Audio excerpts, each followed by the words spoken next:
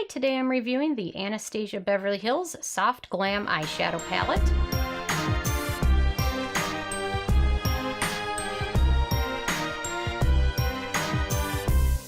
And really quick, I just want to say I purchase all these products with my own money, so you know you can trust my opinion is what I honestly believe. And if you want to help support the channel, click on the Amazon link below before you make your purchase.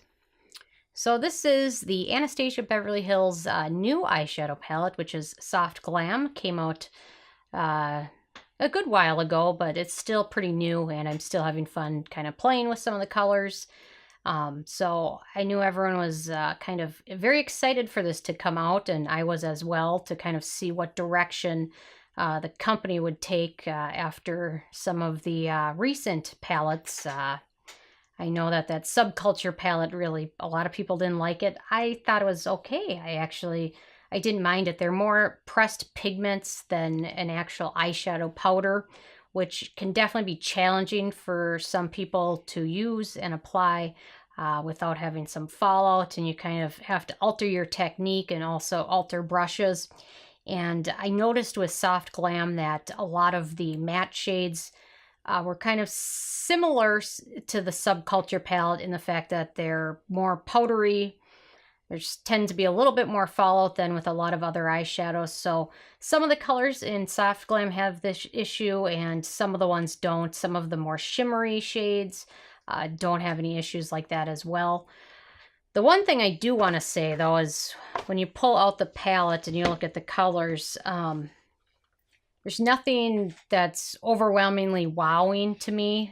With Subculture, there was some very bold colors. There was the yellow, the very bold green, and the Soft Glam is a little bit more understated than that. And then here's the Prism palette, which also had kind of a fun bright yellow and some blues. And then I'm just going to put up the Modern Renaissance palette as well, so you can kind of see all four of them together there.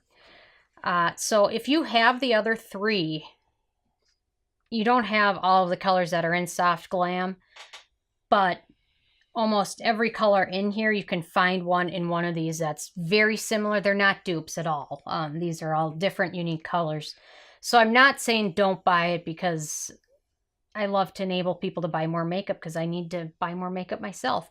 But you probably have some colors that are similar. This, to me, is most similar to the Modern Renaissance palette, but it's also got some nice mattes in there. So not all of the colors have ones that are very similar, but I think if you have the other three, you probably don't need it.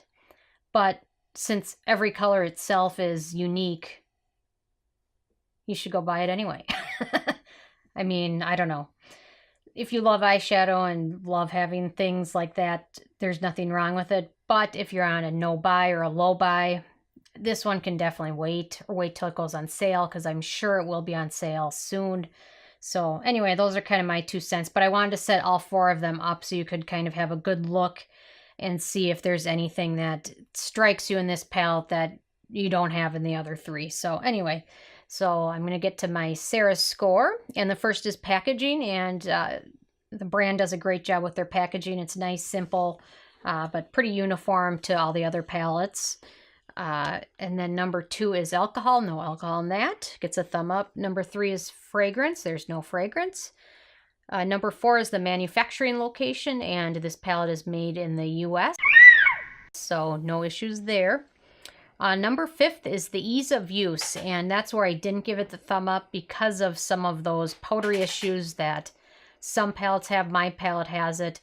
I think you definitely have to use a light hand and a probably a different eyeshadow brush than what you would use with some other eyeshadows, just because some of them are a little bit more prone to fallout. So let me give you guys some swatches here.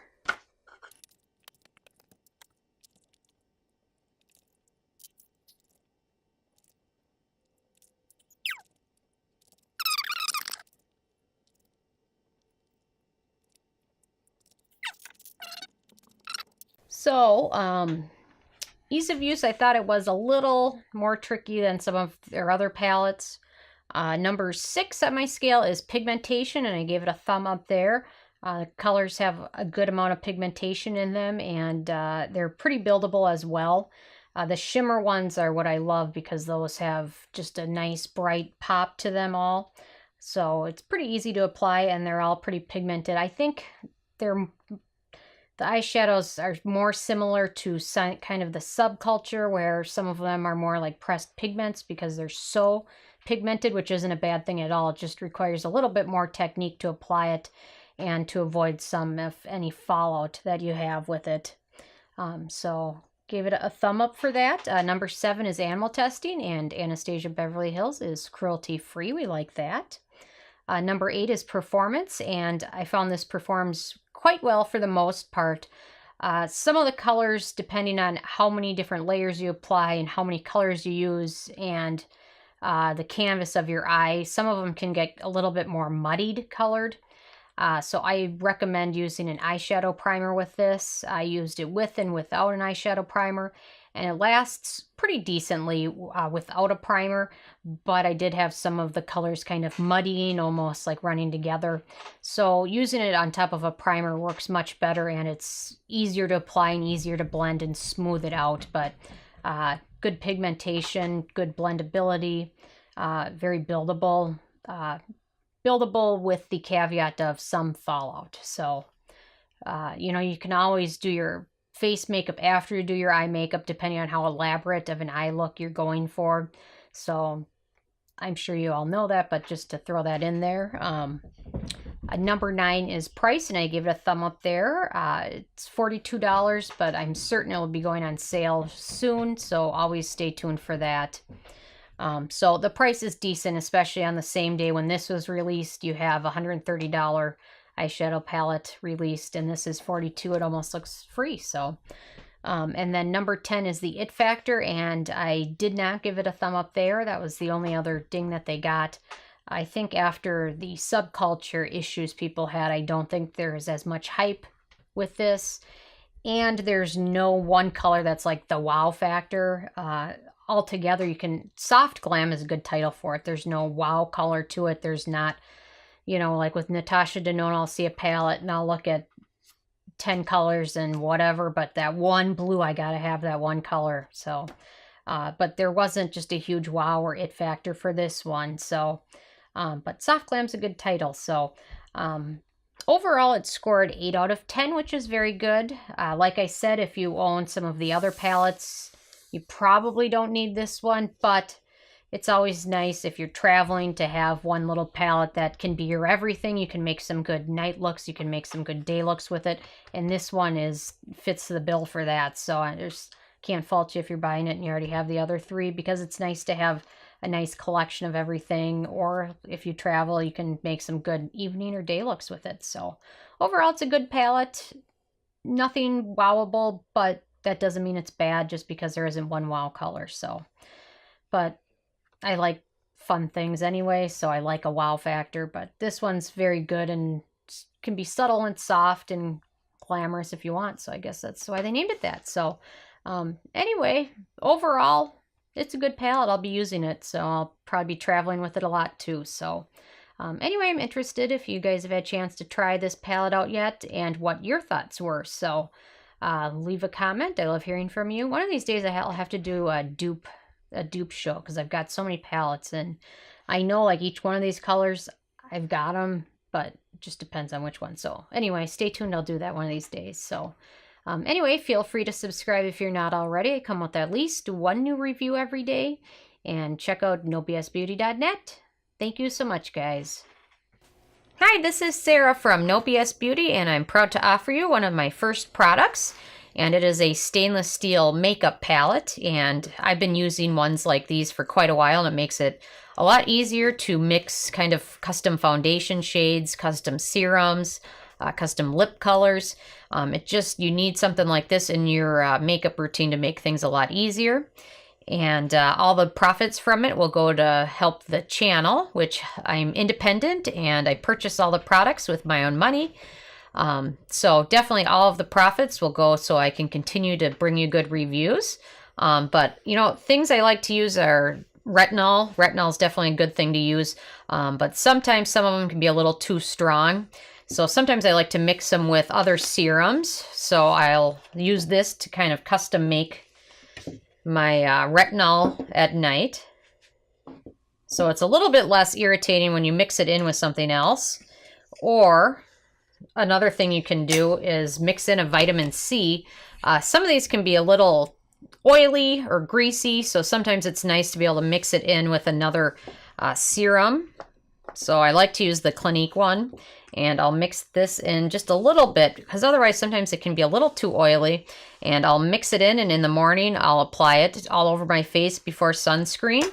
And another good vitamin C serum I like is the Dermadoctor one, but sometimes using the dropper with that can be a little messy, so sometimes I just like to mix just a little bit in with another serum. I love the First Aid Beauty Ultra Repair Serum, definitely a holy grail of mine. And I like to mix that in with it as well. Or sometimes before I go to bed, if I've got something else going on the next day, I like to mix in a little bit of tanner, self-tanner, but sometimes if you use it alone, it can get a little too orange or a little too dark. So sometimes mixing that in with another serum makes it definitely a lot better and a lot more moisturizing for your skin as well. So definitely something you can use in your serums, or your kind of custom make your own skincare routine by using that and mixing up all these products. So definitely something worth considering there. And I also like to use it to mix in some of my custom foundations. So let me show you that too. Another thing I've been using this palette for is mixing and kind of customizing my own foundation. You can almost create a specific color if you have certain foundations that don't mesh well with your skin tone or even your skin texture. You can almost create your own custom foundation. One foundation I love is the Bare Minerals Bare Pro. However, sometimes I can find it to be a little too drying and almost kind of giving you more of a matte finish. So sometimes I'll mix in a little bit of the Josie Mara and Argan Moonstone drops with it, and then use it. And it kind of helps kind of lessen the color and kind of give it a little bit more of a glowy look. Another thing I like to use is mixing in sometimes with oil with a foundation, and sometimes it gives you more of a dewy look. So sometimes I'll mix that in with the Dr. Jart, and it helps give you a little bit more of a glow to it. So sometimes mix in just a little bit in, and you definitely want to be careful with what you're mixing just to make sure that the ingredients are compatible, because certain types of foundations don't work well with certain types of other ingredients, but something to consider, definitely. But you can almost create your own custom look. I love this, but sometimes I feel like I need a little bit of a glow to it, so I'll mix in some of my NYX Born to Glow Illuminator with it. So you can definitely do that. Also, Cover FX makes a great, they're custom cover drops, but you can use these to alter the color of any foundation. So this is great to mix that with. Just give it a couple drops there, and then mix that in with another foundation to make it either lighter or darker. The Ordinary Serum Foundation is great, but I found it difficult to get the exact color. So sometimes mixing the other colors works well. Cover FX also has these new glitter drops, so sometimes it's nice to be able to use this to mix in with either a foundation or just to put it on this. And then you can use a brush to either dip it in and apply it as eyeshadow, or dip it in and apply it onto lips as kind of a lipstick cover. So there's definitely some great options, and definitely love some of Cover FX's custom enhancer drops, but you can use this to mix it in with almost any different type of foundation and add a little bit of color here and there. But definitely using this, and if you use a sponge or a beauty blender, you can get that damp and then just use this to dip it in and apply it. It makes it a heck of a lot easier than trying to do it in your hand, or I don't know where else you would even, maybe the lid of another product, but this definitely makes all of that a heck of a lot easier. So it's definitely something worth picking up. And all of the profits from the sales of this palette will go to support my independent reviews. I purchase all the products myself just so I can give you an honest opinion as opposed to somebody that gets the products for free to review. I personally like to purchase them so I can give you my completely objective review without having to feel like I owe a company anything because they gave me something free. So all the profits will go to help support those reviews.